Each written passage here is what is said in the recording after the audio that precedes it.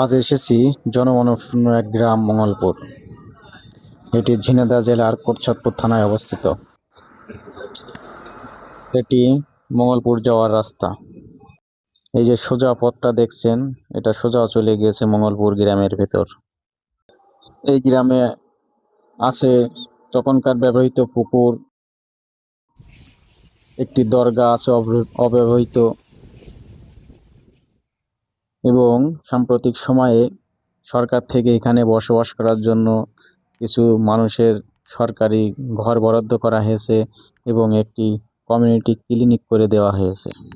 বিভিন্ন ইউটিউবাররা এই গ্রামটাকে একটা ভৌতিক গ্রাম হিসেবে দেখাতে চেয়েছে। এই গ্রামকে কেন্দ্র করে অনেক লোককাহিনী প্রচলিত আছে, অনেক কল্পকাহিনী প্রচলিত আছে। এর অনেকটা সত্য, অনেকটা মিথ্যা।